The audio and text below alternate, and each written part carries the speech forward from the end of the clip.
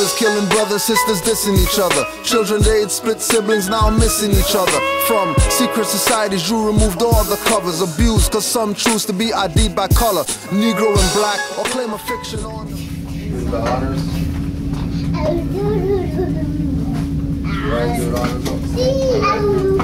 I'll see you later, alligator. See you later. Mommy, somebody's holding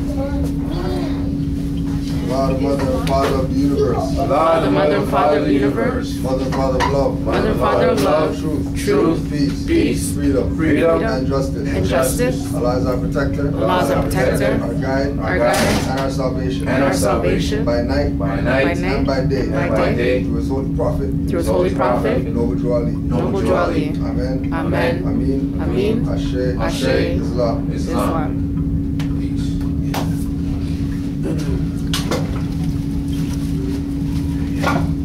January 15, 1929, a warning from the Prophet to be read in every meeting. I hereby inform all members that they must put an end to all radical and agitating speeches while on their jobs, homes, and on the public streets.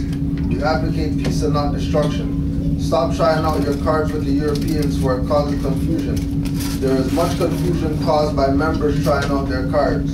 The cards are for your salvation. Failure of obeying orders will be of severe consequence. We are for love, truth, peace, freedom, and when these principles are violated, justice must then take its course. Any member or group of members that seek to hold malicious feelings toward the temple or the prophet, or to violate the divine covenant of the Moorish movement, will receive their reward from Allah for their unjust deeds. All true Moors must obey the laws laid down to them by their prophet, and if they lose confidence in their prophet, give up your card and button, cease wearing your turban and fez, and return to the state where I, the Prophet, found you. For this is a holy and divine movement founded by the Prophet Noble Ali. And if the Prophet is not right, the temple is not right. The Prophet is sending out a divine plea to all true Moorish Americans that they may do their part in protecting their Prophet and the temple. This is an everlasting movement founded by the Prophet through the will of Allah to redeem his people from their sinful ways. You couldn't wait. And then the next reading. You couldn't wait. To be proclaimed every meeting. March 18, 1929. Islam.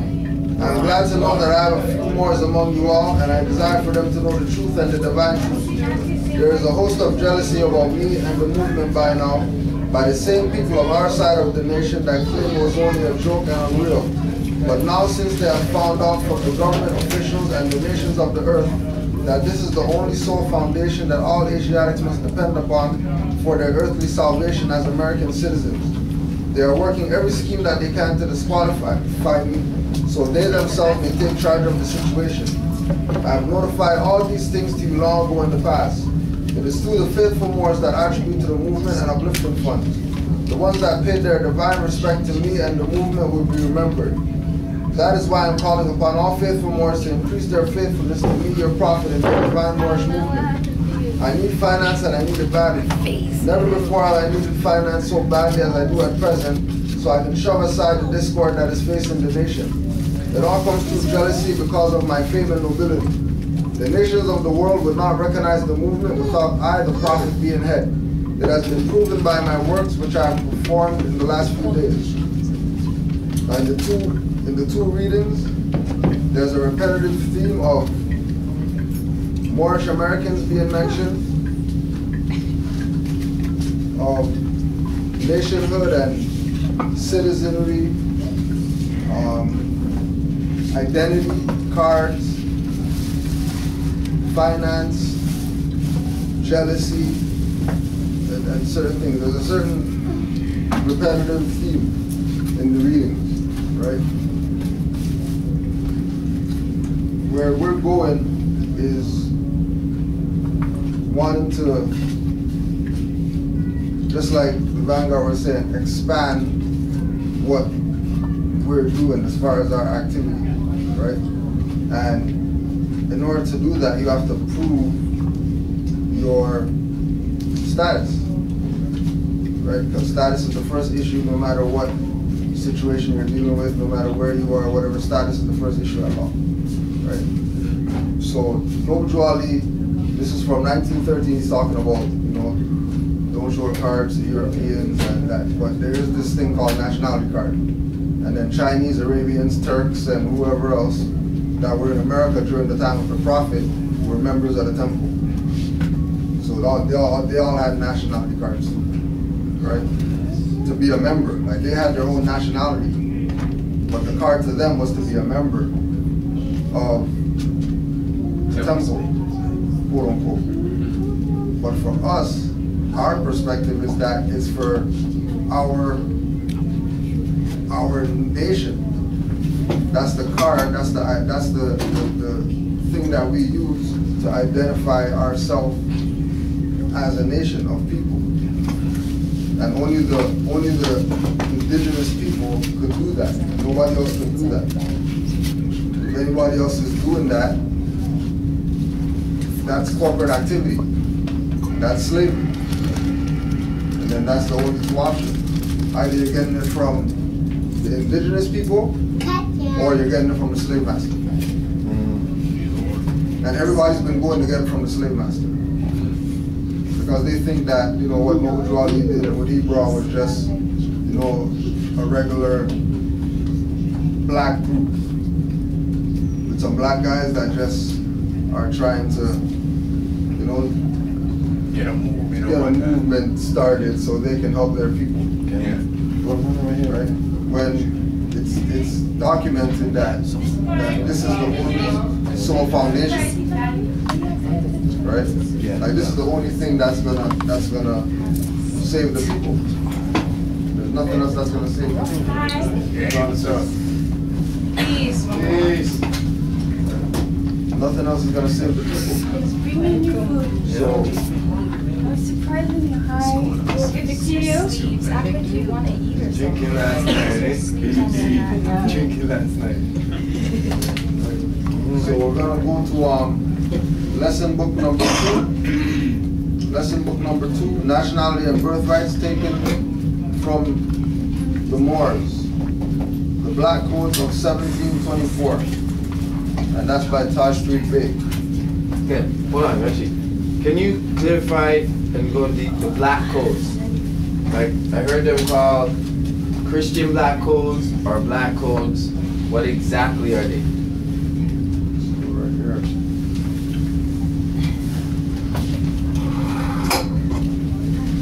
I'm trying to explain that too.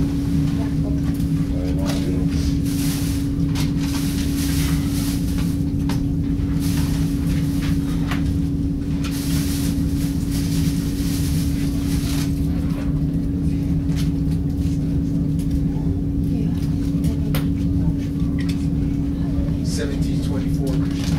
Yeah. Okay, so page 40. What's up? The Christian Black Codes of 1724 and the motives of the states. Generation after generation, people bearing the political caste word labels of black, Negro, colored, Indian, West Indian, Puerto Rican, Hispanic, Latino, etc., spent futile efforts, time, life, and finance trying to solve the appearing to be real prejudice and race problems in the United States of America, colony states of the Union. Black, Negro, colored, Latino, Hispanic, and other displaced peoples are not and can never be citizens of the Union of States and are never viewed as such by Union law. They are non-mutually governed by the state's laws of commerce and are regulated as state property. Everybody got that first part? The highly promoting prejudice and race problems in the United States of America are actually tools of social engineering. The states strategically ordain and place black, Negro, and colored agents in controlled Negro organizations to give the race and prejudice argument credibility. They are used to cover up the operative black codes, the Negro Acts, and other rules and regulations which are integrated into all corporate state law and their court system. The black codes are used to control the defeated Moors, mainly through the state's enforced rules and regulations feigned as law. Keep in mind that all the states use color of law, as they are colonists and foreigners, and the years of European occupation in the Almarocs, Americas, cannot change that fact. Color of law is not true or real law. The corporate union of states and their sub-agencies always use black code rules, regulations, and policies to effectively maintain hidden slavery. The hidden motive of operations of the states is to steal the land, enslave the people, steal their birthrights, heritage, sovereignty, and to force the people into volatile and one-sided agreements that aid in their own enslavement through coerced contracts, licenses, taxes, permit taxes, property taxes, etc. The economies of the indigenous Moors are further subverted by forced non-representative state taxation, regulations, ordinances, and state-sponsored religious dogma beliefs. The following are some of the targeted areas, actions, and systems used for perpetual chattel slavery and ward control. And they have Tuskegee germ warfare experiment. Ward, did you say ward as in W-A-R-D? Yeah, ward control. Tuskegee what? Tuskegee germ warfare experiment. Syphilis and stuff. Experiment. In order to maintain objects for medical experimentation, the state hospitals and the state penal institutions cooperate very closely. Displaced persons, blacks, Negro, and coloreds, have traditionally been used for disease and germ warfare experimentation.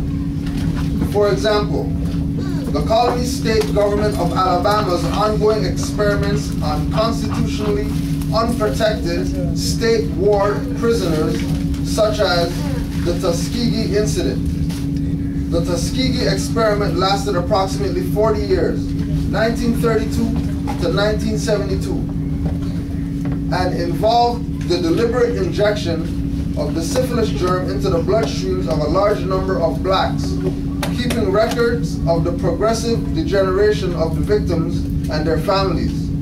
The only thing unusual about the Tuskegee experiment is that it became public and was used to highlight ongoing nigger industry problems and violations.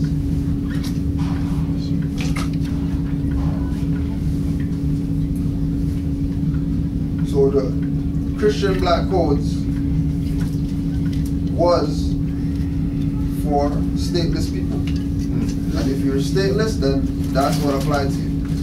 And you can't really do anything about it because when we said, what's your nationality?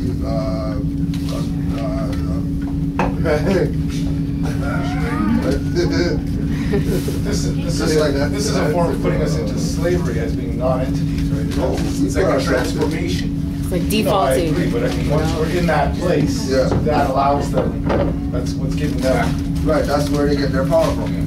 From us being in that in that state. defensive position like they're talking about in the class before this. That once you have them on the defensive, then, okay, so is the game paused because he's on the defensive now and you win? No. I get the impression we don't even know that we're in the fight. Right. And then that's the lesson. The first thing to know is to know that you're under attack. So that means it's a defense. Right, right. What did you say? De facto. De facto. De facto. The de facto is always on the defense. Right? And it's because they're the reverse. Explain that. Like with the symbology Right. of the Oh, I see you saying we're always and the coming, de facto. yeah, we're always coming from a position. But that's also a governmental position. Yeah. Because the de facto is the eagle and the de jure is the pyramid. Right. And when you put the both of them together, you have a coin with two sides, a head and a tail, or a front and a back, or an offensive and a defensive. So we're always on the defensive, right? We're always on the defensive. And because we're on the defensive, then they have to implement something for us now. So that's a defendant in error. Right.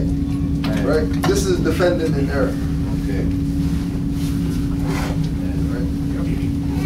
And then when the defendant is gonna go sue now for what was done to them,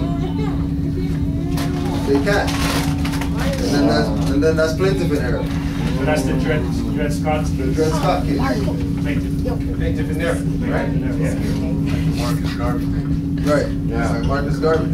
He was So defendant in error. finally, when you get through all those different layers, you finally go to a tax He one. was defendant. You finally come out at the end of it, you ain't even a person. Right. That's where, same thing with all of this stuff that you were talking about earlier, about all these different levels. So finally get back to that first level, you're black. Right. Once you allow yourself, or you become in that position of saying I'm black, they have gone through all your defenses, including your last line of defense. Nice. I tried to explain that to a friend of mine this weekend. The man got so angry. Yeah, because you were invading his Comfort reasoning zone. space. Yeah. Yeah, that's Not just true. his standing in his face. Yeah, That's true. yeah. Because that's people true. put themselves in a little bubble. Yeah. He even went as far as saying he had a breakthrough to war. And he goes, it doesn't work out. He was trying to defend himself. Yeah. The man goes, yo, I got a prejudice of war. And he went to court and he had a ticket and he tried to fight the ticket. And the judge says, well, who you are doesn't work in here. And it failed. And I'm like, well, first off, what you say don't even make no sense, right? That means he probably even established his status first off. Exactly. Yeah, exactly. Or the judge could say that, I'll be like, what's your opinion? I don't care. Who are you? Right. Who are you? Straight. You could say what you want to say. I can't prove to you. And then that's their venue though. So technically he's right. Right. Because that's when you're in their arena. So more Did you guys read the transcripts like for for Danielle? example, like forget about what we studied, like in just their judicial system, they have a separate court for quote unquote native aboriginal people. It's called Gladue Court. It's called Gladue, and that's for native. Gladue. And if you're a native, you don't go to regular court. You go to Gladue Court. You go to native court. And they have an alternative. They have like their alternative. They try to do everything other than put you in prison. So we pay a fine, community service, diversion program. Like a lot of natives who get arrested, especially in Toronto or Canada, like a lot of drug, alcohol issues, right? Right. So they go to native court, they put in diversion program, they come out, they have to go to some type of rehab treatment, and then it's an alternative to prison, right? So like they're out of that regular jurisdiction, they get to go to Gladue Court. If you're not a native, you can't go to Gladue Court. Speaking of which, did you guys read the Nyanya L transcripts? Anybody? No. The Chief Nyanya L transcripts? No. So technically, we should have our own venue to deal with lawful things or deal with indigenous people. Because we don't have the laws that they're holding us to are these ones, the sea laws. Yeah, the maritime Admiralty laws have nothing to do with us. What about the Supreme Court? How does it have something to do with us? It doesn't have something to do with us because we're on the defensive and they're on the offensive. It has something to do with us that we haven't done anything when we went to our Libra. We want to do everything else. Right. And that's why we're subjugated to these things, because we should already have our own establishment, like what you just said, the council. Should be done already. That's our refuge. Or that's who they should have to go through. Like, okay, well, we have a problem with one of your nationals. They can't just arrest you. They have to talk to the council. They have to go to the council first. Like, give you an example, like I watched 24, the series 24. One time, one of the seasons, they wanted to go get a Chinese national because he committed some type of crime. They went to the government, they went to China, talked to them, no. Talked to the consul, no. They couldn't do nothing because it's out of their jurisdiction. He was in the States, but he was at the Chinese consulate, so they couldn't get him. They couldn't even touch him. So what they had to do espionage. They had to go in and sneak in and try to and extract him that way. Kidnap him. That's like they had Batman. Kidnap him and then put him into their land and then... No, he was already in the States. Okay. But he's in the Chinese consulate in the States. Right. Which is their land. Which is China's jurisdiction. Yeah. Right. So they had to go in there to get him. And without that, and once they didn't give consent, no matter what he did, they couldn't do nothing because of jurisdiction. But what you're saying, to add to that, to make sense, right, is that we, like, for example, Palestine, like when I was studying this university, say there's four major factors that makes a state recognized. A population, a government, and a territory, and then international recognition. We have international recognition in the form of treaty and with the United Nations. Yeah, right. So for us, it would be so much more easier to establish that nationhood or empire because we have international recognition on paper. And you understand? And we just need to know how to use it and bring it to the table. So we're missing the first three. Yeah, so we do have our own concept right here. So what it all comes down to now is mind state. It's your frame of mind. Do you think being a Moor means that you are indigenous? Do you think you can break that wood when it's test time? Or do you know? Either it's gonna be broken or just train somewhere. It's not no big deal. Non-personal. Because if Moors knew that they were Moors and knew that they were the rightful heirs to the land, then or the original inhabitant. Yeah, there would be nothing to discuss. They'll say that though. They'll say they just start putting what they know into practice. Right. Then. Exactly. They'll say we are the founders of civilization. But that's why. But then they'll say black Egyptians did it. Right. Yeah, they'll say we're the first people on the planet, but then they're calling. No disrespect to anybody, but the watered down version of the indigenous people, the true natives. Straight. But then they say, quote unquote, black people, African started civilization. Yeah. The first people on the planet. Okay. So it's always a contradiction because of terms and because of mind state, what you think, what your concepts are on certain things. We have a government, we have a population, we have territory, and we have international recognition. So we need, according even to their standards, all four criteria to be recognized. But if you don't think you fit into that criteria, then that's it's waived, that's right? going to be oblivious to you. Yeah. So and then you abandon it. Right. You relinquish it. But then that's what noise so. Right. Yeah, it's like I was on the bus here and there's people on the bus reading, right? Yeah. Then there's black guys reading some black crap. Right? There's like European lady, she's reading like the magazine, whatever. Some like Iranian guy reading the paper. Then there's Asian guy, and he's reading a book that's all in his language, right? With pictures of people who look like him in it. Yeah.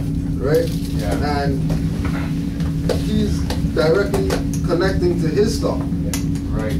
Everybody else is connecting to some imaginary thing that they don't even know if it's real or if it's fake or they're just going with it. Because somebody said, yeah, there's 1,800 stacks of papers right here, take one. You know, I was watching, I texted these this weekend. I was watching, what's his name? Sahara Suyan. Seti. Oh, Seti. Yeah.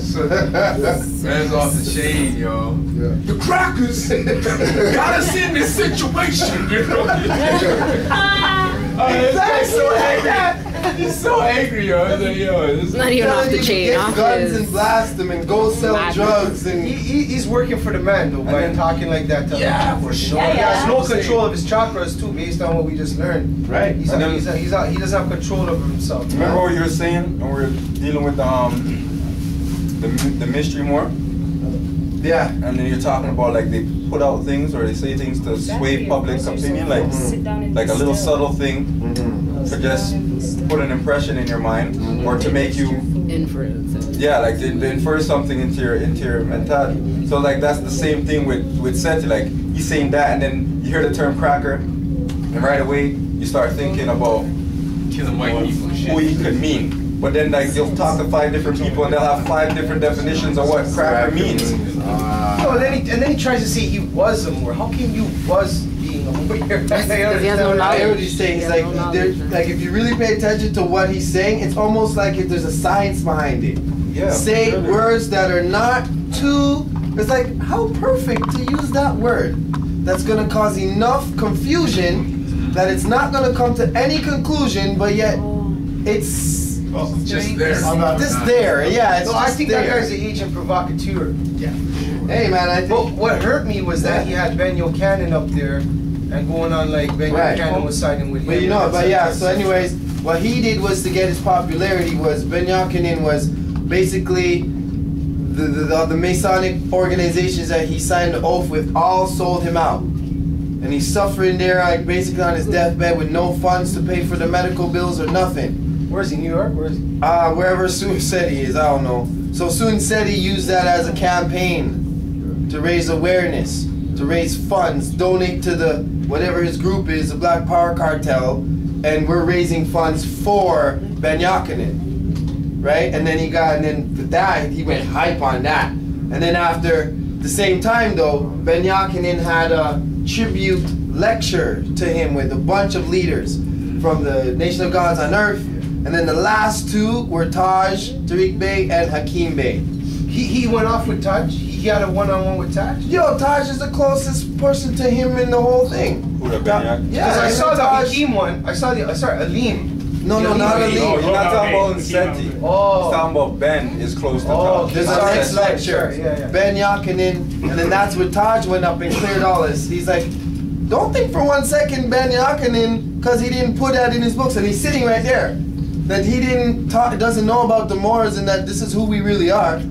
That's a He's like if there's any objection, Ben's sitting right here. He would object. Ben, do you object? Basically, in my words, Ben's like, Ben will say nothing. Yeah, because he was basically trying to push the matriarchal concept. That's what Taj was saying. Like, no, woman rule, and he's like, said he'll validate it. Yeah, he'll validate it for me. And silence is That conceding. was Ben's tribute. They had a tribute for Dr. Ben, and that's what it was. Yeah, that's what it was. Tribute for Dr. Ben, right? And then you'll see that you'll see the relationship that Sun said he is not with Ben. It was just jumping on an opportunity. Was he even there? You know what I mean? And then they had a reasoning at the end after, like they were man around the backside. He wasn't even there. And Taj was doing most of the talking. No, Sun said he's not there. He has nothing to do with that. We had an agent on our case who was one of Sun said he's people. Wait, when was this? Here, years ago. Yeah, man, years ago. Last year, 2 years. When was that, Granchi? Yeah, it was Ryan to you. Yeah, we had. Oh, really? Yeah, man, we had public forum relations in response. We called him out like he wanted to have a debate. It's like, all right, let's do it. We had it, no shows, no response. Yeah, man, Granchi put it up.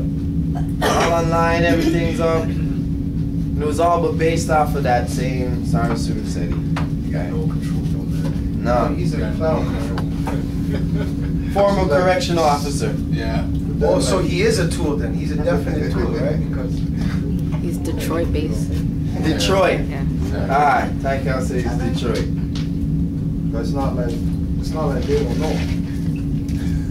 no, because even the stuff he was trying to say and infer when he was dealing with Alim was that we were trying to be Turkish people and etc. And he was dissing the Fez and he was just going on with some nonsense, you know. Yeah. And he was trying to antagonize Alim, and I loved Alim because Alim was so calm. Yo, the way Alim dealt with was just so nice, man. Yeah. With love, you know. Yeah. You're just playing antics, guy. Come on. Yeah. He's like a troubled child, you know. Troubled See child. the States people, what resonates with them is hyperness. Yeah. Yeah, that's. Like, That's how they and that's how Seti was. Yeah. Splashy, like bright lights. Very calm. He was more calm, subtle. Calls himself a bringing general. information. Calls himself a general. That's why we like Alim up here. Our spirit up here is more like Alim. We ain't really following that You fair gotta have a sweet mouth. You have to have a slick tongue. Yeah. No, but the vibes too, like the vibes Alim had compared to the so-called generous. You know, it was kind of funny on the side. But if I hadn't been, you know, coming when I came in and learned directly from Moors, and I saw it just from an outside perspective, I would have immediately, and that's what they play on, I would have immediately kind of disregarded the Moorish thing in a way, and the Susu, but I would have just been like, ah, this Moorish. You understand? But because I met Alim Bey and I heard him speak and I already was in, I understood where he was coming from. I was like, yo, I fully understood right there. I said, I understand what's going on now, right? This is like some CIA or some, one of those white nationalist protectionist higher movements. level infiltration. Yeah. But not infiltration as in the heat, no. Right. But infiltration in the perspective that the people have. Yeah. It's like with the social network stuff or whatever. You know? That's now a medium for them to use to put more crap out. You know? Because if I put something today, in 5 minutes, 50 people put something. Having nothing to do with what you just put, yeah. I changed it, yeah. Nothing to do with the first thing, right? Hold on, let me get jumped in. So if we're gonna say pick a side, right? Which side are we gonna pick? Are we gonna go with like Seti and those guys, or are we gonna go with the Moors? Well, Seti's not dealing with anything. No, well, whoever, like anything other than the Moorish information, because it's not a bias. But that's just what it is. The last fallen people, as far as dark-skinned people, were the Moors. That was the last people that fell. As far as nations around the world falling because people coming together and trying to conspire to take out somebody else and take their land over. And I've noticed all these other black movements, colored movements, they don't, even the guys who are on the street doing the thing for 10, they don't want to deal with nationality, birthright, and status. That's the thing too. They don't, it's like they don't want to deal with it. It's like, well, you know what I mean. I don't know what you mean, man. They don't really know what I mean. I don't know what because they think they have it already. But yeah. Right? The one that, the nationalities or you know, the status that they're renting from the corporation, they actually think that that's it. That's really it. And anything outside of that is illegal or bootleg or fraud. They're scared. They're scared. A lot of them are scared to get into that aspect of it. Yeah, because they think that, you know, it's not a government. And then outside a lot of them, fake government. A lot of people, they never heard information directly from a Moor. They just heard it secondhand. And usually that person is probably trying to defame the movement. You know what I mean? So like, when they come to Moor and then they hear about, okay, well, Moors don't deal with black or whatever and da. All the other groups are that, and we've been trying to fight for black liberation and ATT. So then it's like they think probably we're setting the movement back. Yeah, that's what it is. Because they don't understand what it really means to be a Moor, to have nationality. But then again, you know what I base it on too? Those who are searching and want to seek will find. So the ones who just want to stay ignorant, you're just going to stay ignorant. Because I can tell you 20 times about the movement. I can go over certain things, I can explain to you clearly, but if you don't want to accept it, you're not going to accept it. But it's easier to stay ignorant. It's a who feels it knows thing. Well, the cap fit make them wear it. It's easier for them to stay ignorant too, right? It's easy. It's a lazy man's way out, right? Because like they're coming to this knowledge, you can't lie, everyone knows. This is not some easy, like, oh yeah, this is some serious studying and some serious knowing, you know what I mean? And then I drove in, you know what I mean? There's a lot of, look, we're here on a Sunday, we're here on a Tuesday, on a Monday, some people, on a Wednesday and a Friday. It's not a joke, like this, but those guys are just... Well, more or less the resistance. Easily appeased, you know? If they don't understand it, they say it's a cult. Right. Right. Now, even that, you have to go study and realize what is a cult. Right. So, when they say to you, it's a cult, you say, well, sure, it's a cult. And it's like they back up, it's like, really, it's a cult? Yeah, you just said it's a cult. So, what is a cult? Let's go study together to find out what is a cult. Because if you ask them what their culture is, they'll tell you. Yeah. But that's what the root word of culture is called. It's cult. And the occult. And in cult, it states in there, it says religion in there. So when they see that word religion, it's like, wait a second. So you guys are a cult? Well, yeah, so are you. That's right. Whatever you belong to, you're a cult as well. That's right. So then we're in the same boat right now. Now, what else are you going to resist with me? Yeah. That I'm telling you. I don't even waste my breath. Yeah. They won't argue with cultivate. The ears aren't willing to That's it. Or you want it, you're gonna waste your cheap for something. Oh yeah, we do that. Oh, you'll age because of that stuff. See what I'm saying? Yeah, I know what it is. Like,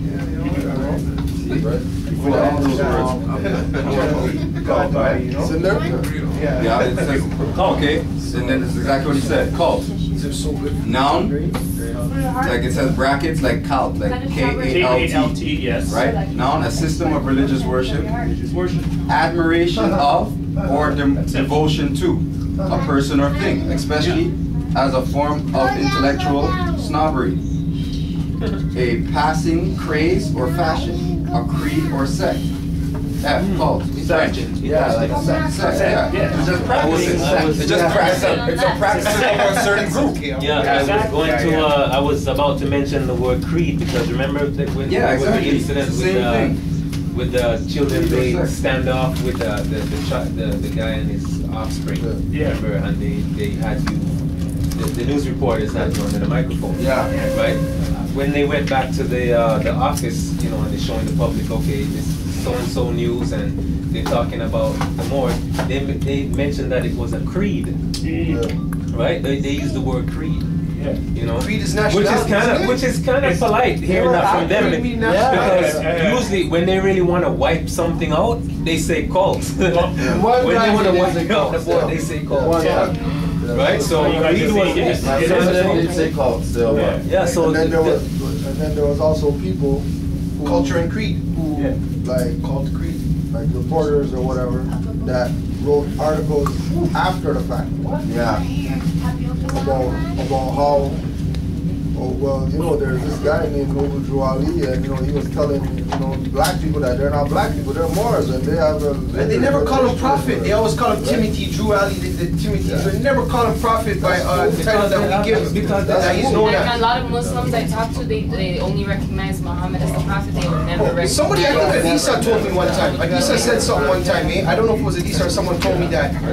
Or it was Alim Bey, I think. I don't remember. Someone had said that the prophet Muhammad was called not the last of the prophets, but the seal of the prophets. Not that has a totally different implication than saying the last prophet. You understand? Exactly. So, like, we have to pay attention to the word. Like, he explained it. I don't know if it was you or him. No, it was him. He broke it down, and then he was talking to us about how Jesus represents the heart chakra, Muhammad the Quran, etc., Every etc. time they say it's the last, they never say the seal.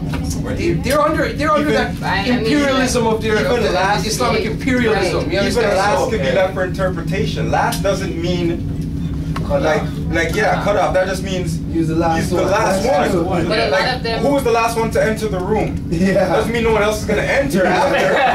Yeah, you can definitely look at it that way. That's true. That is so He's just the last one. But then when I spoke He's not the complete prophet. He's the last and I prophet. go, okay, but there's a And prophet after it could have him been contextual. He just put down those people, the Arabs or whatever. Let's have one conversation. 86? Yeah. Sorry, what? No, they don't know of him. I'm like, well, you need to go look him up. What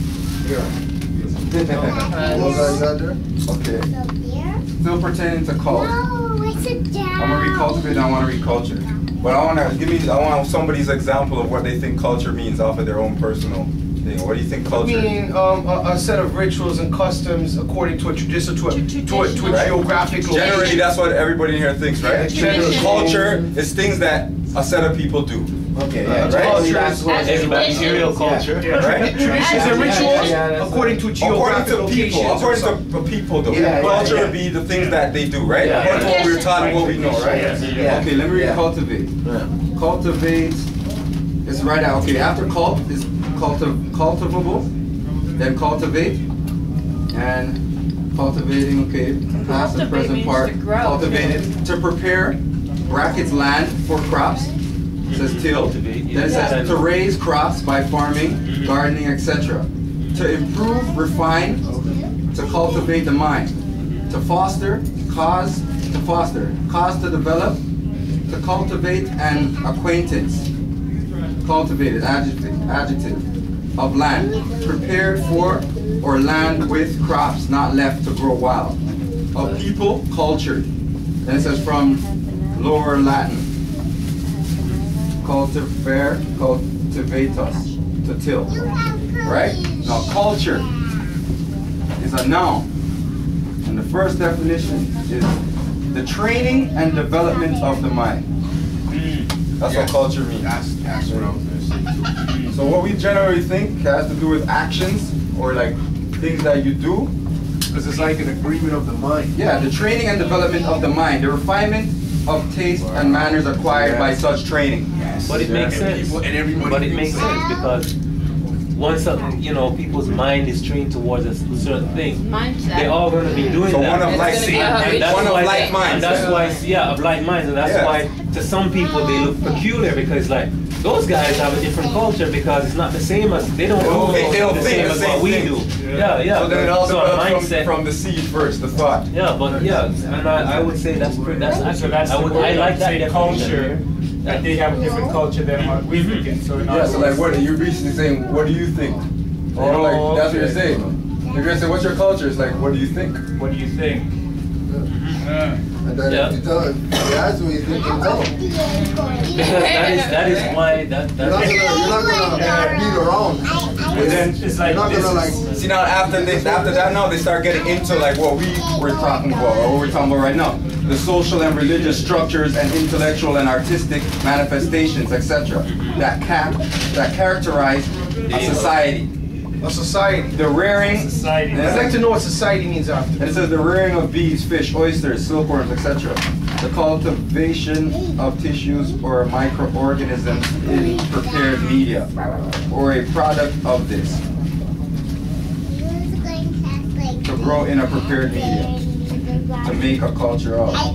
So that's what that's what Ruali did, right? You got the land, right?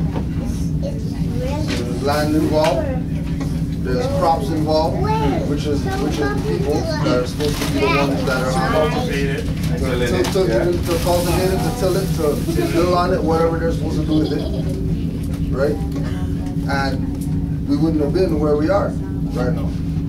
But many people, Emancipation Proclamation came, and they were expected to be taken out of slavery. That's right. By their slave master. When proclamation means from yourself. And emancipation is a transfer. Manumitted. Yeah, manumitted, which meaning our freedom was manumitted now, transferred to the Congress. So and Taj talks about in his sovereignty speech about how during certain elections in the tri-state, the Congress has to approve certain things to allow melanated people to vote. It's done like under the radar, low key, but it's a process that happens because we're considered there as when we claim to be citizens of that de facto regime. We're considered to be still property, you know, of the Congress. Word of the state. Right? So private ownership got transferred to the Congress. That's what he was saying. What manumitted means. It should be in there. Manumitted. Yeah, that's it. Yeah. Well, but then don't forget that even Congress got bought out. It's not just it's not like the Republic got bought out. The corporate jurisdiction got bought out. Everything set up got bought out, right? Because it's occupation, it's takeover. Yeah. And then they start doing those. That's what's gonna happen. What was that thing that the president can do, even though he's asked to go through Congress? He can do a direct executive order that bypasses, and just like they did in Canada, they dissolved Parliament. We know about that. The Governor General, who represents the Queen, but also when they passed the secret laws, for the G20. Remember, it passed secret laws. But it didn't pass secret laws. Well, because it was in the public notice in the newspaper that everybody passed because they want to go and see the sunshine. Or they put public notice for 3 weeks. Every single day. Public notice, G20 is coming. Here's the yellow line, here's the red line. If you guys cross into this, we can do whatever we want to you. So whatever. And the website, right? And the website. Which violated inalienable human rights. No, it didn't, right? No. Because only that applied to people who wanted to go into that jurisdiction. And misunderstanding what happened purposely got people to say, you're violating our rights. Right? That's the game. Right? And the people who don't know what's going on, they know. These people don't know what they're saying, so they're going to jump up and scream that. That's right. And we're not even doing that, but that's the intent. For real. Error. Yeah. Forced error. Okay. Forcing error. It's not supposed to be. It's not supposed to be doing those things. Nothing's wrong with going to G20, but they have a nationality going on there because you're gonna have to sue after. Yeah. You're gonna have to sue after. Go ahead. You are gonna be corralled. You are good. You might end up in one of the camps and have to. That's how it's gonna go on. So you better have something to sit back on for if that does happen. So at least later you can do something about it. Or like everybody else that was in there, just complain and say, yeah, the police are and they're abusing their authority. Then Toronto Star is gonna come with an article. Yeah, the police are abusing their authority. You know, we think that they should whatever. And this judge says that police are abusing their authority. They lie on the stand and they do this and they do that. But police are still doing it, right? And then somebody else gonna come on front page news. You know what I mean? Run a 1800-week article about police brutality in the black community, and nobody's gonna say, well, maybe that's to do with our status, and we should stop calling ourselves the thing that means everything negative in the dictionary. Yes. And then from what they really need to focus on. Like whether it's I don't care what type of dictionary it is, what language it is, black is gonna be everything negative. Yeah. Right? Yeah. You might get away with a metaphysical dictionary or something and have some other meanings for black other than everything negative.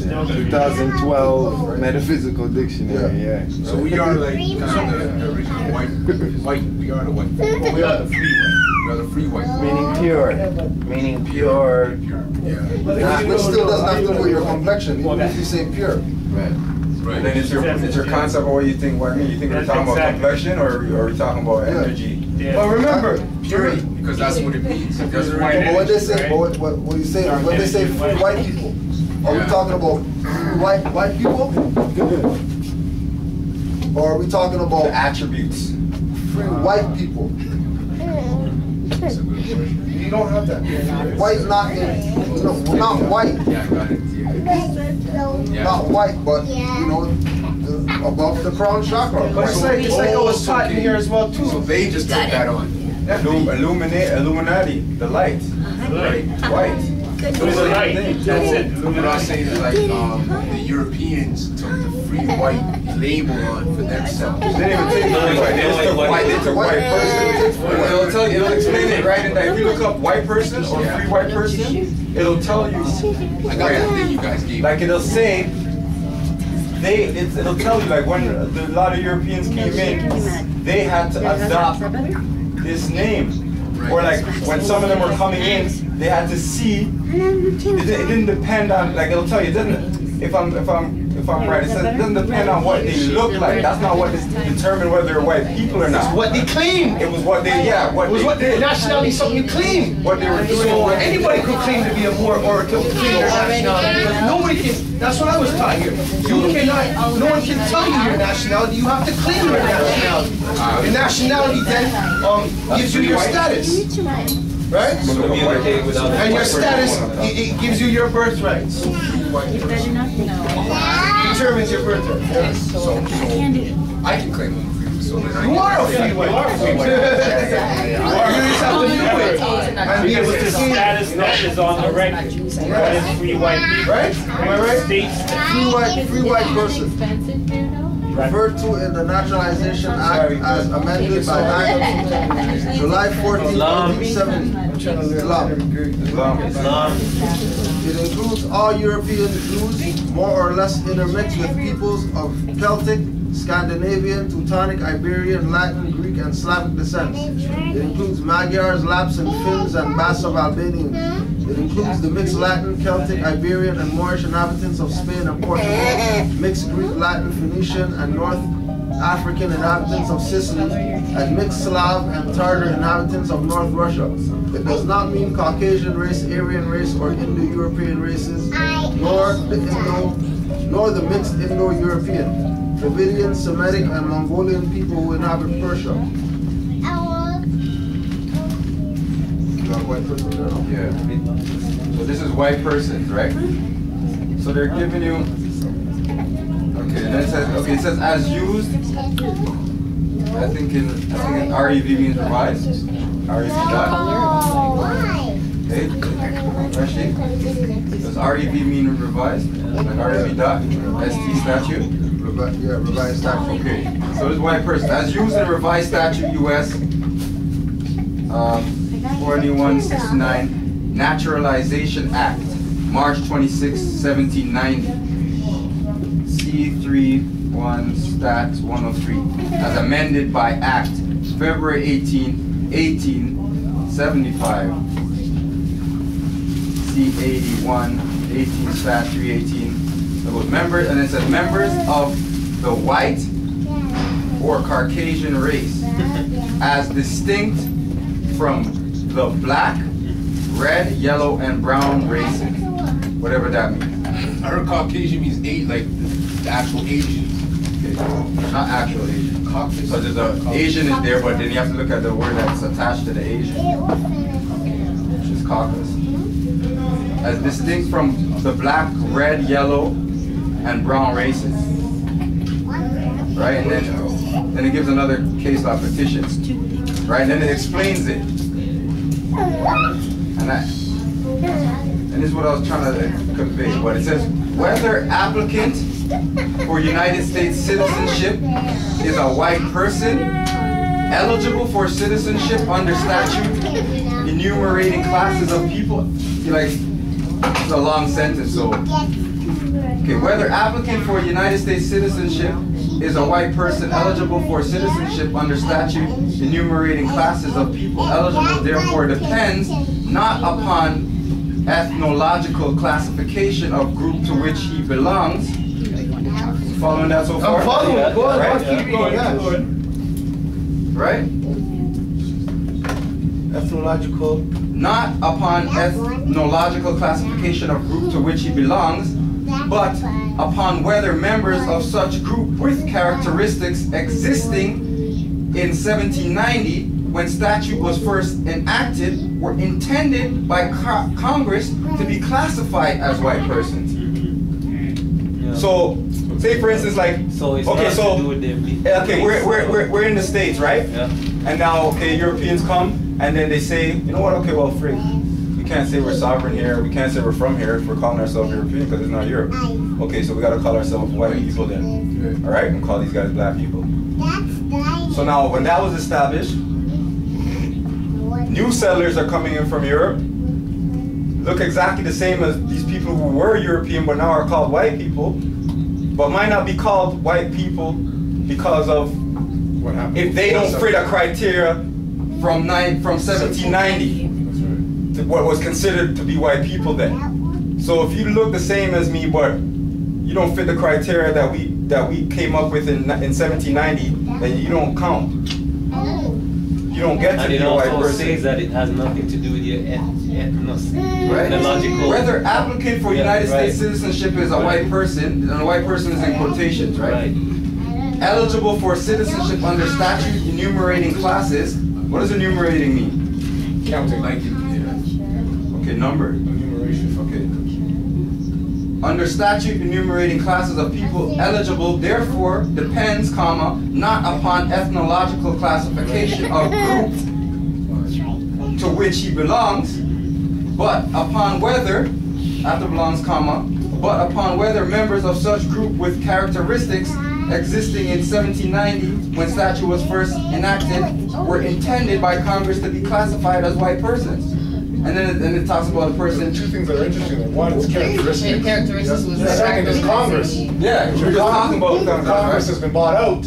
Then those two things automatically are subjective. And then it sounds like the person who this case is about, it sounds like it's a Moor. It sounds like it's a Moor here, because it says in RE. Is that reference? RE, maybe? Yeah. Because it says in RE, Ahmad Hassan. That's the first name. And then it gives you, when it says DC, Michigan, 48, then boom. And it goes, and then it says more. What's after the Michigan? Is that a case law or something? Michigan 48 F dot sup dot sup. Is that sup as in superior court maybe? Maybe, I don't know. And then it says 843, 845. Yeah, that's the case law number, right? That's the case law, right? It's a docket number. That's what I'm telling you, that's a law that they're case law. And then it goes after that. It says. And that guy was probably the guy who he's mentioned, the name. Ahmad Hassan, yeah. Yeah, it's the guy who challenged them. Who challenged it, yeah, exactly. Because now listen to what he says. Listen to the last sentence or the last couple of words I say. He goes, and statute uses the words white persons as meaning primarily the European peoples who constituted the class from which virtually all of immigration to the United States has come and who readily became assimilated into our civilization. Wow, so it's just telling you right there everything, right? Wow, our civilization. That's your black They were the ones coming here. What edition? That alone. This 4th edition. This is the 4th edition? Deluxe 4th edition. What year, man? Well, if you get the, I think there's only one Deluxe 4th edition. It says West Publishing Company, 1951. Actually, and there's earlier dates. Copyright 1891. 1891? It says copyright 1891 by West Publishing. That's the first edition. Yeah, and then after that is 1910. Then 1933, 1951, Wait, 1933? 1957. Yeah, it's just after, isn't that just after right? No, that was the crash, after the crash. But I'm saying it's an interesting period of time for them to. The second one's No, but 1891, there's that Free White Act. When was that? That was from 17 something, right? Yeah. Because remember, their doctrine, in order to, just like the last thing says, in order to get themselves absorbed into, like they're the first immigrants. They have to fit in. Like they are the first immigrants. Well, then they're using sorcery to tie them into white as being, because white is purity. Right. So then they're trying to tie themselves to that. Black It was strategic. So this chose definition. Because they could have chose anything else to make something. But that one, you showed me that, right? Yeah, this definition, white That's person, all just wordplay and is semantics. a complete different definition from free white persons. But it is all semantics, but it's our belief system. But this one is white. This is just white person believing what those words mean. Right. Then they got us, right? And we're coerced into believing these things until we break out. No. So both of them have to do with class or a caste, but the white persons more have to do to me with complexion. And the free white persons is more status and class. I really got it wind up. Yeah, because free white person is basically designated that word free. Yeah. Free white person as opposed to just white person. So you could have possibly been a white person at that time. So they're trying to say, well, we were enslaved white people. But see, that's the word right there. That's you what have they call to it. put, like free white person as opposed It's to just like white you person. can't just say they're Mason. Yeah. You have to say they're free Moorish Master Masons, because that's their name. Yeah. You can't just say we're the white people. No, if you're gonna say white, you have to say free white. You can't say you're the white person or the white people or the white nation or whatever. Like you can't do that. Just like we can't say we're the black one. Alright? Not because we can't, as in our tongue's tied, and we can say it, but it's not gonna mean nothing if we say it, because we're really not those people. We're really the white people. If we're gonna use the color thing, we should be saying we're the white people, and they should be saying they're the black people. Exactly. And they don't deal with the color game. And then this thing too, like right after white persons, Right? It never has anything to do with color. We're Moors. It never has anything to do with not a color thing. It never has anything. and then right after the white person's definition here, they have another definition called white race, which like it doesn't make sense. Which is that one? Read it out, man. White race. Within the meaning of the Mississippi Constitution of 1890, I think it's probably, this is up, it says section, I guess, 207, providing that there shall be separate schools for the white and colored races. The Caucasian race, the term colored races, being used in contradistinction to the white race and embracing all other races. Read it again. Contra or counter? Contra. Contra distinction. Wow, eh? Within the meaning of the Mississippi Constitution of 1890, providing that there shall be separate schools for the white and colored races, the Caucasian race. The term colored races being used in contradistinction to the white race and embracing all other races. This is Rice versus Gong Loom 139 Mississippi. What's interesting is from the Mississippi Constitution. And then it says see also white person, sorry. Oh, white person. What Mississippi? That's white race. Mississippi Constitution, which is where a lot of that sort of race stuff was coming out of at that time. Right. So I was saying that the superior white race and then the black race and having to put on these uniforms and go out there and discriminate. So the word race was then brought into like later then.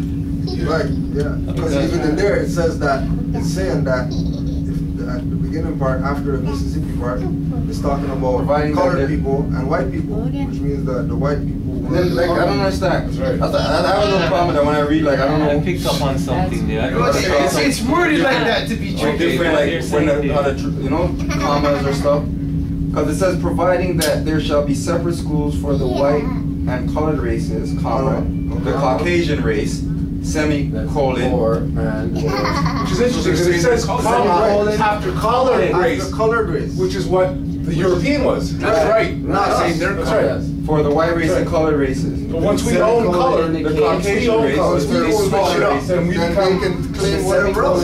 Beginning of a new growth. So white was us and colored. Semicolon means beginning of a new, not necessarily attaching it, but it relates. In concept, but not. It's almost like it's almost like a description of what pyramid kind of, yeah, it's not exactly describing. Because it says schools for the white and colored races, comma, the Caucasian race, semicolon, see what the Caucasian race is describing. Hyphen, the term, quotation, colored race, comma. That's something separate, so you can read that in itself. Are they saying Caucasian race? And it says, okay, like, the white and colored race is the Caucasian race. Right. So they're saying that the white and the colored race is the Caucasian race. That's right. And then it's I'm saying that the colored race is the Caucasian race. I mean, the white and colored race is the Caucasian race, no? No, but white would be purely, which would be us. Colored race would be what they're, would be them. Right? But they put that in there. Providing that there shall be separate schools for the white so white races and the colored races, which are the Caucasian race with the comma. I mean, in white person, they'll tell We're you. still learning. Caucasian race, see look, no, members of the white or Caucasian race, I'm looking at that as like they're giving you an alternative, like you could either call us white or Caucasian, and then it says as distinct from the black, red, yellow, and brown races. Remember, the 3 white persons are not Caucasians. Right. Here you go. And Caucasians weren't. Yeah, that's right. They weren't. Caucasians. That's right. You read that paper.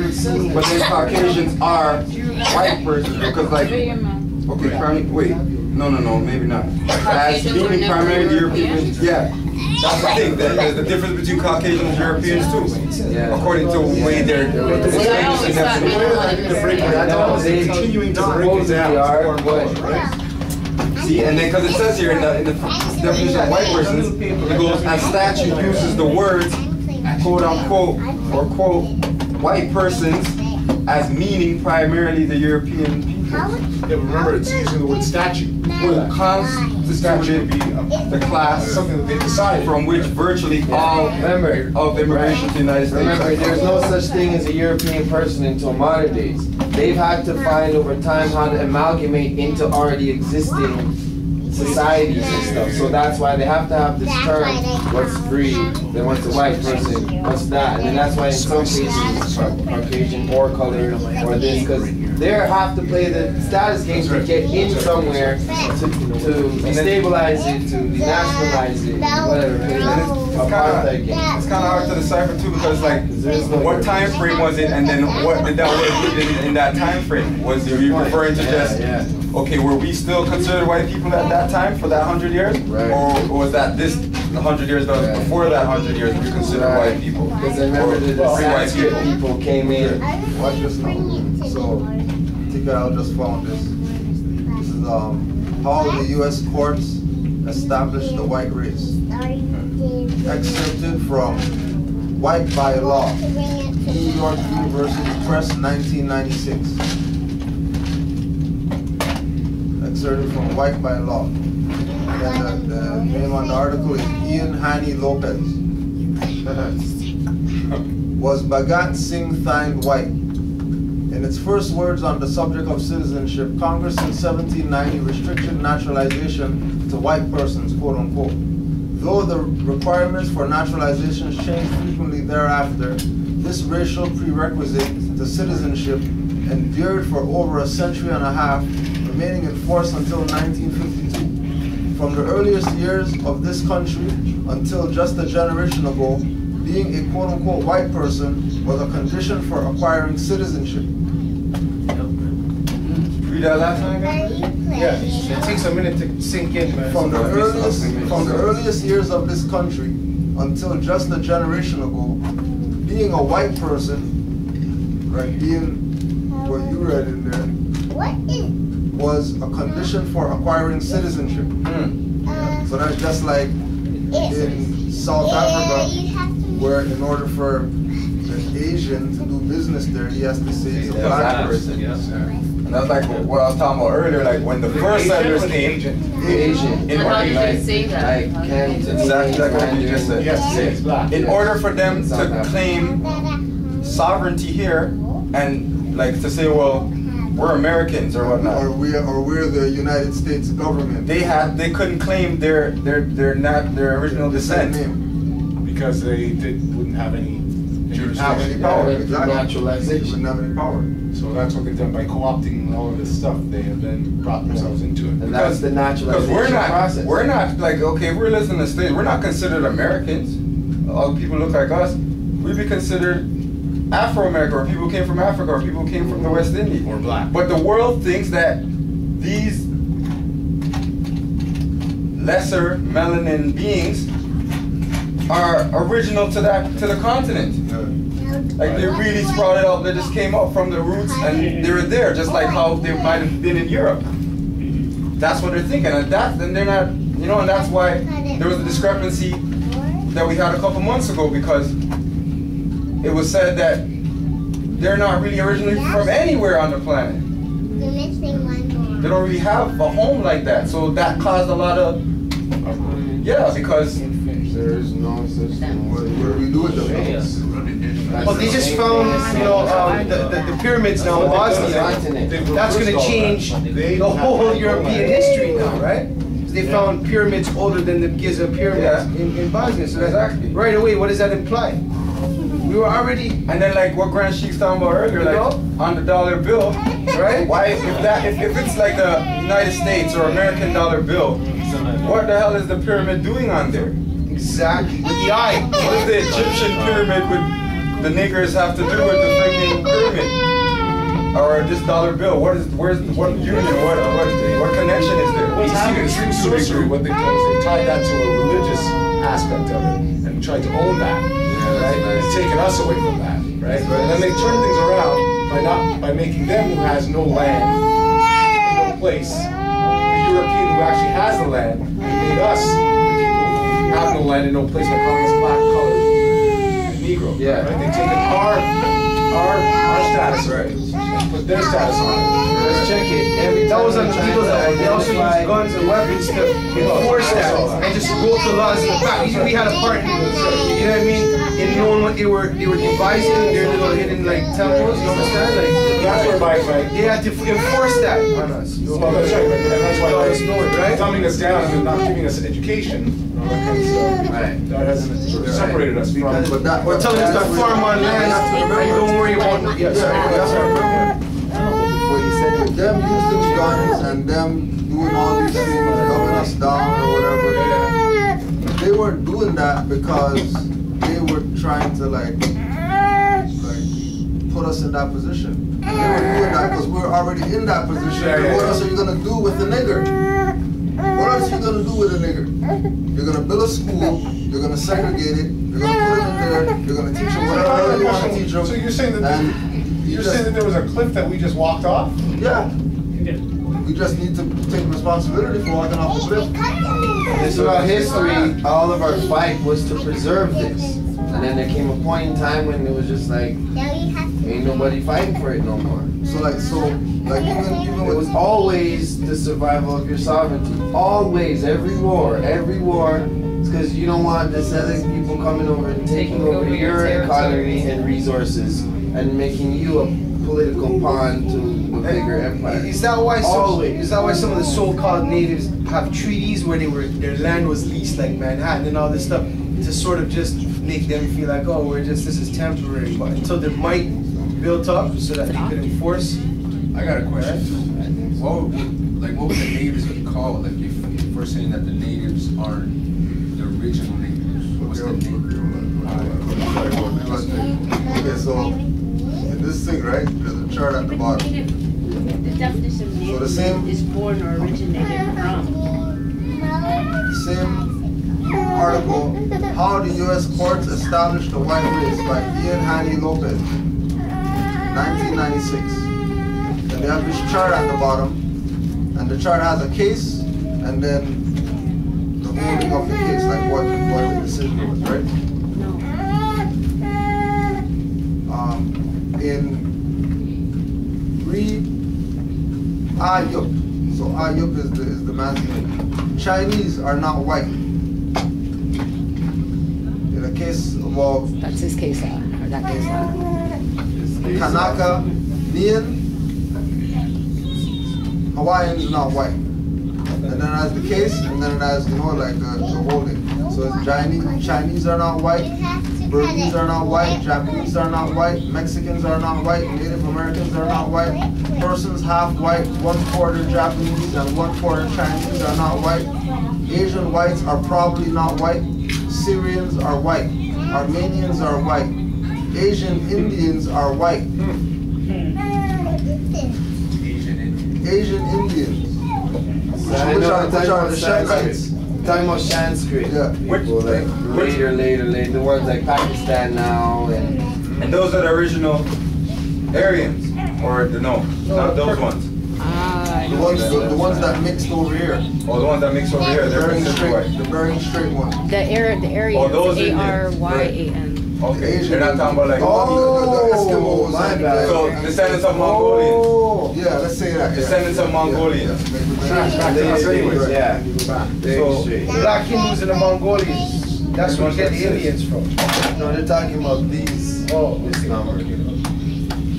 The website I think this came from was modelminority.com. Modelminority.com. Islam. The reason why I brought up the dollar bill thing too is because people want to question the pyramid and not ask why, like, quote unquote Egyptian pyramids on there, but instead they're gonna look at it and think it's some secret society thing or why the Twin Towers thing, right? On the thing, smoking the air. Even if the eye, right, the eye in the top of the pyramid is there, and then the bottom of the pyramid is there, and then Freemasons or secret society, Illuminati, they use it. Why would you assume it's theirs when you know that that thing is new and those things have always been there. Eye has always been there. A triangle has always been there. The pyramid was way there way before these groups started. That's another capital, right? I want to know something. You know what I'm saying? So why wouldn't you identify with that and say it came before those things, but then attribute it just to that? Yeah, was that the tribute to us? Because they were still paying apparently so-called blackmail money until the 1890s. That's exactly what the Grand Sheik said. That was to show you the union between the eagle and the pyramid. That was the union between the two. The Constitution. That was the two sets. The European settlers and the Moors who were government here. In the eagle's hand, there's 13 arrows. And there was a chief that came that presented them. With unity, 1 arrow breaks, but with 13 you can't break them. Another thing that they took from the natives. And it's the cycle of the moon too, right? It's that moon cycle. On all those images, they stole from different cultures. Yes. Put it together. Oh, this is mine. Well, this is best. This is that. This. Because they were cultureless, right? Yeah, but even on another level. Hamburgers and French fries. On another level. Macaroni and hot dogs. They didn't directly. You have to remember that we had a part. We were the indigenous people. Oh, yeah. Good and point. we had a part in the writing, the setting this whole thing up, drafting. So all the symbols and whatever is our stuff. Then why did they always cut off all the other Moorish presidents before George Washington? It's obvious why. Come on, family. No, but they say the first president was George Washington, but it wasn't. Like I know that. That's a rhetorical question you're asking. And say no the answer. You know why? Right.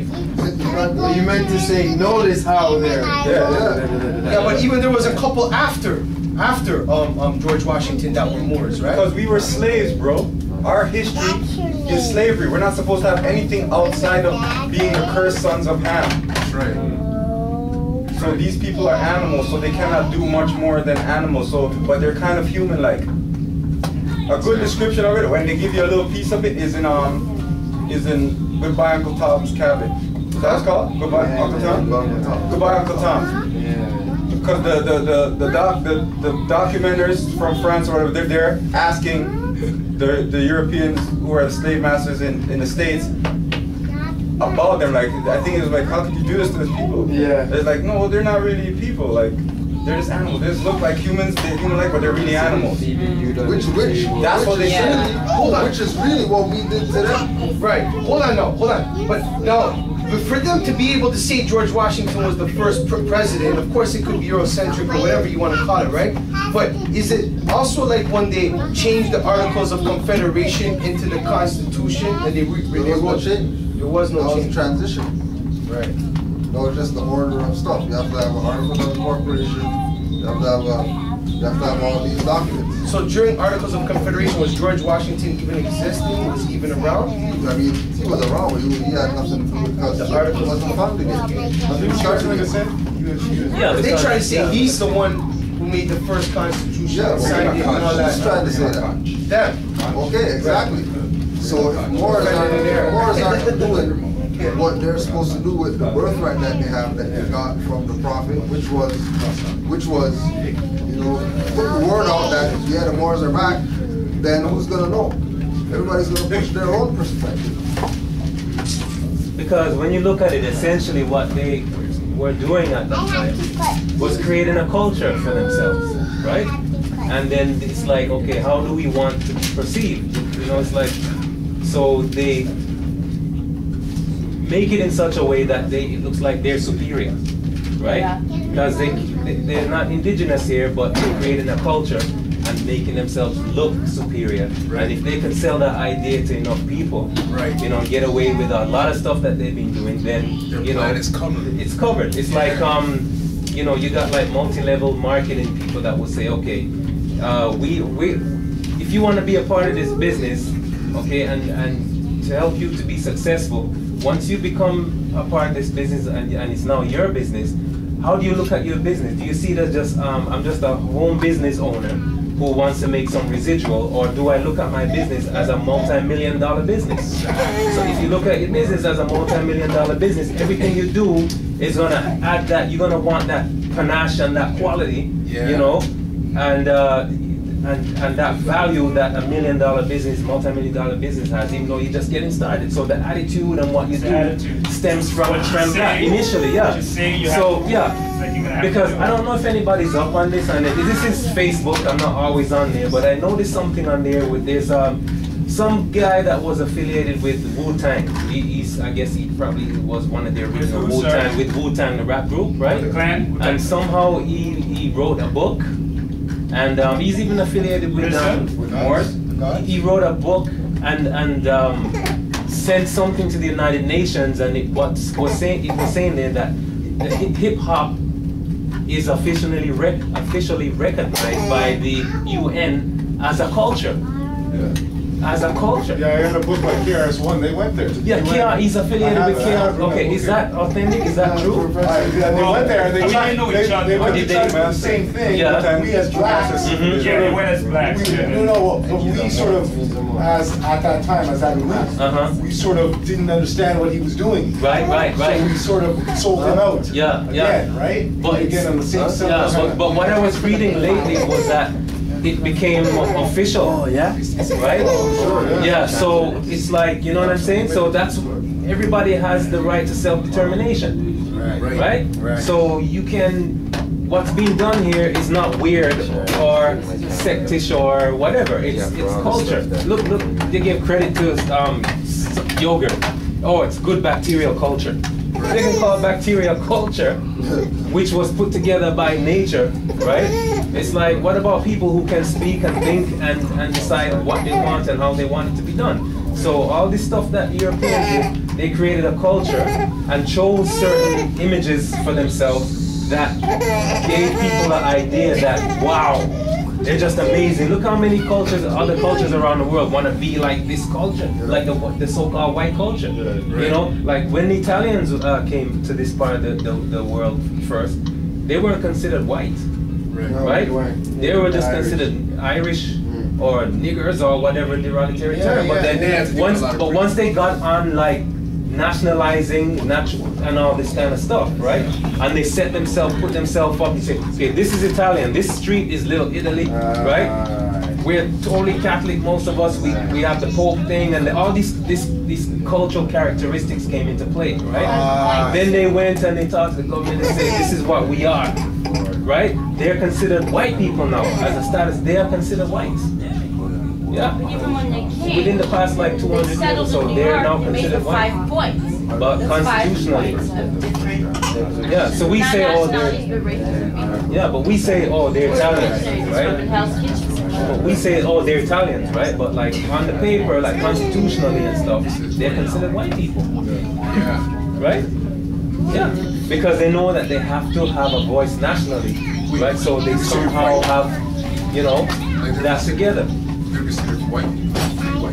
Well, you see, the free white, we know who we are, but white in terms of how they can adopt that status to say, well, you know, this is what they are, right? That's what I'm saying. As a culture, right? Because they can write that down. If you give them an application to write out, they're not going to put that there just Italian. If it's white, black, you know, colored or whatever, they're going to put that there white. That's what I was saying. They'll write white down. So now, see, that's what I was asking earlier. So now, white is like how we say, of course, we're Aboriginal indigenous people, right? The pale face being. You want to know if we're the free one, if we're free whites, right? Like they can claim that, like saying that they're white in order to be recognized nationally. No, it's kind of more constitutional in their little matrix world there, right? It gives them the status in their matrix world, because one guy in the matrix, he says, you know what, I want to go back to the matrix, and when you put me back into the matrix, I don't want to have too much money, so just make me a movie star, you know, right, and everything, so I can get recognized like that. They're not recognized nationally then. No, they're not. That's why they're not. That's why nobody wants bailout packages in that country. That their government is in allegiance with the fraud, and they're trying to push bailout packages, and the people are going in the streets, burning themselves, pitchforks, students not going to school or whatever, because these guys are trying to implement a fraud. And the whole world knows it. But the people who are in control of the same government that's going and doing all this stuff. Right. There's a other side of it with a pyramid seal that nobody doesn't use. Because it's Illuminati. Because it's Illuminati. Or Egyptian mysticism. Right? Egyptian mysticism. Something that they're trying to pass it on. Yeah, right. Yeah. You have to be educated. Right? Because Illuminati is not even going to use it. They don't even say that's not Greek. Right? We're the illuminated ones, but on the real. Who says that's their law? But on the real, this is what we are, right? Because all this symbol comes out. Stop listening to all. Stop listening to dumb stuff, yo. Stop listening. I see it first. So when you see Jay-Z doing this, understand what he's doing. Yeah, like this. He does it like this with his eye. He's like basically diverting you from the true information. Yeah. And everybody's like, oh, he's Illuminati. No, he's telling you something. Or they'll go like in Hebrew, Hebrei is one of the hand mudra of Yahweh. When you get to the crown chakra, you get to this part, right? You do the hand mudra when you're praying. Right? It's in the book Ancient Mysteries of Melchizedek. And other books too, right? Yahweh. So what it's actually doing, it's an energy, it's a praise. So he has people praising, thinking they're doing one, the diamond, second, Illuminati. But remember, when he does it, as you say, he does it like this. Most everybody does it like this. And to add to what Adisa saying, because so what way is okay? This is praise. This is praise. It doesn't matter what way. Yeah. What I'm saying is just to bring up the energy. Right. And just to add to what Adisa saying, to add to what Adisa saying, right? Because Adisa, when Adisa is saying Yahweh, right? I want to get his attention. Yeah, Adisa, that's what he's saying. When he's saying Yahweh, right? Another name for that is Jehovah, right? Doesn't he call himself Hova? Jehovah, right? He has a crowd shouting Hova on one of his albums there. That's energy. Energy. Yeah. Yahweh, Jehovah. Hey, so that's how they get into those three top chakras. This type of something like that's what you're talking about. Yeah. You just gotta go study it. One of another album when he was talking about when he has the three slashing. This is how they break down the chakras, the three outside chakras, eh? Yeah, that's how they break through. You let them through now. Let them through. Yes, and now his influence is closer to you. So now he can mind control you now. That's your mind, and it's on your mind. Your body. So it's like he's giving us the real thing, but then he's showing the man that I can manipulate this. Don't mess with me, or I'll really put it on them. Otherwise, I'll just play with them right now and have them under this doing things that you don't understand. You're right, but though he's their puppet, conscious puppet. So we can do the same ish too, like you know. You do know Jay-Z grew up as a Nawapi. In the Malachi York faction in New York when they were the United Nawapi Nation of Moors. When they were that, Jay-Z was. He's in his music video. What's the music video? Old school with Jazzo. Spitting off fast. With Jazzo, him and Jazzo in it. The whole video. Malachi York. Yo, what's any update on here? Still locked down in the. He's still buried alive. Marquise is dead.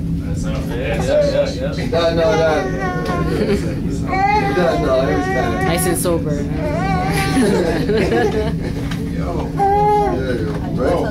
Because it's not a secret, yo. It's not a secret. Everybody's been told.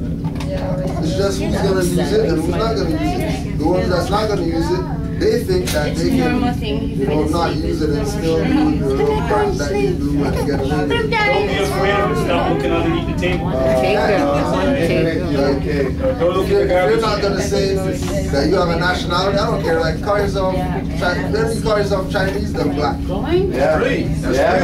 So that's a nationality. Black doesn't have a flag. Yes. Black doesn't have a land. But Black doesn't have a language. choose the nationality. Black is cool. Right? Yes. In the context that we're That's why bad capitalism don't work. When every African American goes back, the government's like, who you? They can only look at you as a European because of the status you come in. That's right. Even if they want to welcome their brother, they know, but they can't, like politically do it. They can't, on a mass scale, bring home, because it's not even, there's no reality. There's no like reverse process, because that's not really how it happens. Right? So they can't reverse the process. The only thing they can do is, like, y'all, we own over there. You know what I'm saying? Just like the brothers in South Africa are saying to our brothers in Nigeria, you own that. Kick out the European. Yeah. But they don't want to do that though. Right, but they don't want to do that. So same here. They're looking at us. Yeah, they're looking at us saying, yo, you own that. Kick them out. Straight. Sorry to interrupt. Homegirl's leaving. Anybody interested before she leaves? I think some people buy though, so they got from it. Alright, cool. So that only covers them, the Europeans. What's that? Like this de facto government. That only is like a pale face can go to court and do a crime, and a dark skin can go to court for this crime. And if his last name is like James or any European, that European is covered. So he's more than likely than the dark skins will get off the charge. And the dark skins will have to be like whatever, you'll be charged like whatever, 20, 15 years, whatever. Yeah, one gets community service. It covers them, but it doesn't cover us. So their de facto government, their matrix covers their matrix covers the agents. Yeah. The agents. But don't get it twisted though, you know, because the so-called pale skinned ones that are getting seeming like they have more rights than the dark skin or the blacks and the Negroes and stuff, right? They're still slaves. For sure. Their own system has enslaved them, but because they're the real minorities now, it just kind of makes it look like it increases their numbers while, you know, like they're out there walking around with you free when, you know, darker skinned people are like inside and not having any rights or not having, you know, true justice, right? But they're still slaves. They're still slaving each other. The ones that want all the loot and all the land, right? They want it from everybody. You're like, you know what I'm saying? You just gotta be in a certain group, another minority group to even want, you know, to be even into say, okay, we control it, right? But they have to make those that look like them feel comfortable with how they deal with them, right? Because you could have the same job, make the same income as a pale face across the street from you, and you might be struggling and they might not, because there's a set of rules for them, right? That makes it easier for them. That's right. But they're still in the matrix, they're still slaves. Exactly. Yes. See? Yes. Okay. I know that to get out of the status of the slavery is the nationality part. That's right. That's the only thing that's the only thing that's gonna help you. Yeah.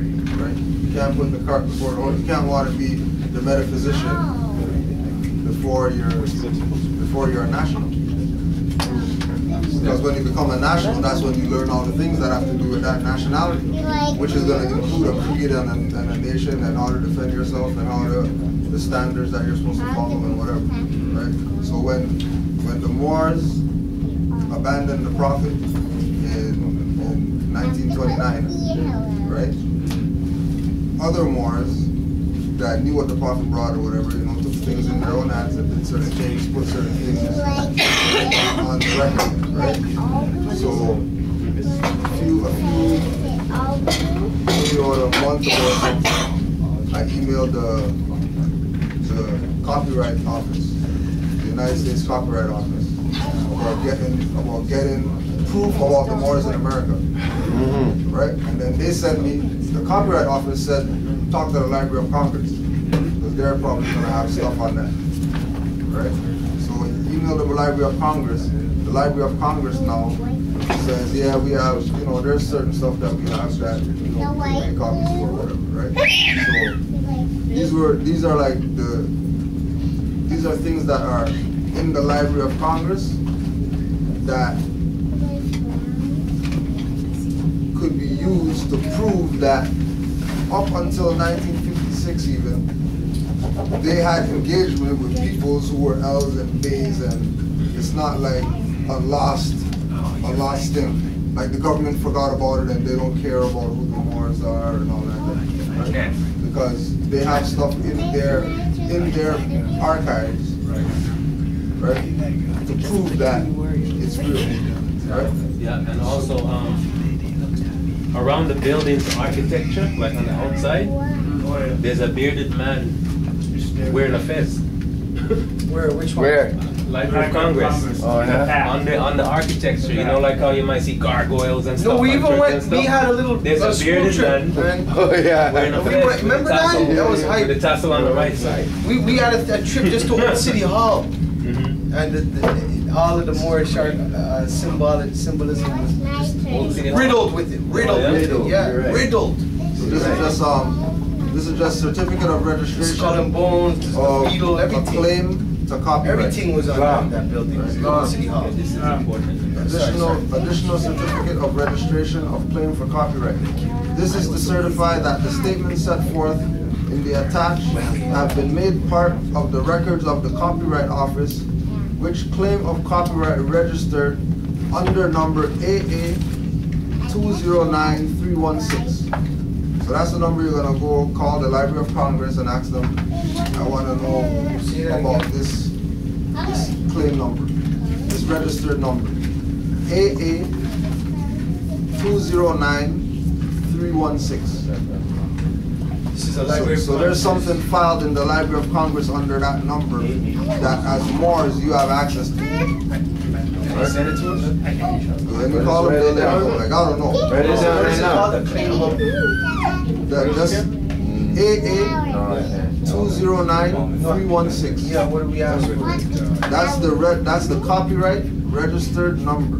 The claim of copyright registered number. For what, about Moors? Just because again, I don't know. I never called them. All I did was say I wanted to see some certificates or something of what's filed in there about Moors, and then they sent me this. Interesting. This is just certificate. They send you that, but they didn't say what it's about. This is the proof of the certificate that somebody came in here and filed something in the Library of Congress. This is what it's called. The number that it's under is AA 209316. 209316. This is the claim of copyright registered number. Let's do it after. Let's see who can find this. He's got it. He has it? No, and then finding what's in it. AA 209356. Proving that since 1950s, Moors have been engaging with the U.S. Corporation as Moors. That's what this is. That's what I'm presenting this for. Whatever else anybody wants to do with it is up to them. Right? This is 56. This was filed in 56. That was when Morocco. Exactly. That's what it was. Right. That was one of those recent ones. Because it has to be re-signed every 50 years, right? That treaty, right? No. No, that's when Morocco became the de facto corporation. Morocco. Right. 1956. So copyright of claimants. Copyright claimant or claimants. Full names and addresses. Charles Mosley Bay. Title of work. Clock of Destiny. That's the Library of Congress. Charles Mosley Bay. CM Bay. Clock of Destiny. We have those. Right. Name. Charles Mosley Bay. Citizenship. Moorish American. This is what's filed in there. Domicile. 2633 East 51st Street, Cleveland, Ohio. Give a brief statement of new matter in this edition. Masonry / astrology and history and geography. Clock of Destiny. Yo, our books are serious, you know. They have them in their Library of Congress. That's like when a book is serious, they put it in their Library of Congress, you know. A lot of the CMVs, you know, Claim of copyright registered number AA 77869. 869? AA 77869. The Library of Congress, I think, protects. Like valid, yeah, real substantial information and documentation or whatever, right? Same thing again. Copyright owner or owners, Charles Mosley Bay. Title of book, Clock of Destiny. So same as the first one, right? Yeah. Right now, this is the one that this is the serious one, right? Copyright Office Claim Number AA 222141. 141. AA 222141. Okay.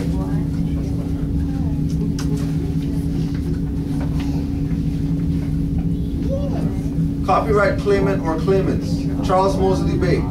Title of work, Clock of Destiny, Moorish identification card with the Zodiac Constitution. Oh, wow. Give a brief statement of new matter in this edition. Clock of Destiny, Moorish American nationality card of identification with Zodiac Constitution. And this was 1952. National card of identification.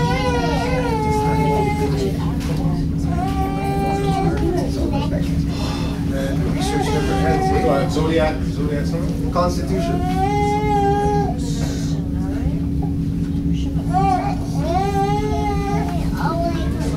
And then that's just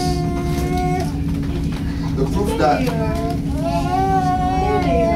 CMB took his took the steps that Noble Drawdy said, taking place amongst the affairs of men. Did they take it and put it in the Library of Congress? Right there. He put it. He put it in there. Okay. Put it in there. That makes sense. Because the Clock of Destiny is CMB's lineage, right? Exactly. That's and also the Great Seal. And the Great Seal movement. I got both those books. Nah. JJ, you want to go? Right. That makes so much sense.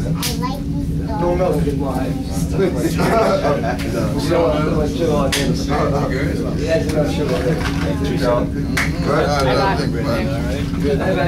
name came up like a couple of days ago. How's the new location? That's just showing, you know? It's just serious shit, man. It's not something that they don't know.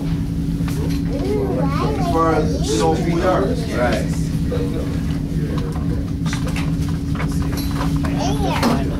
If we don't be it,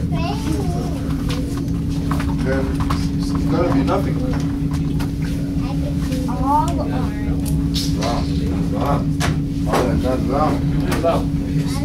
All in, all for one for all. Right? We like Boston. What's that? Boston Celtics? Yeah. No, that's what they say before they do their game. Here they won. That was the Celtics. Which year? Oh, the Celtics? Yeah. Oh, they were? Yeah, yo. And then they stopped saying it, not in the top. Yeah? I knew they were doing that, Yeah, yo. You know, that's the same. But Jump around, and all of a sudden it's Booty. Yeah.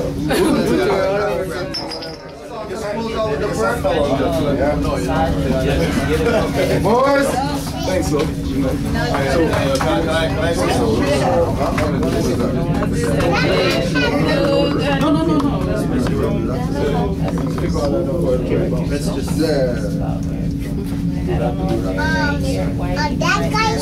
lot of of prayer, we have an announcement.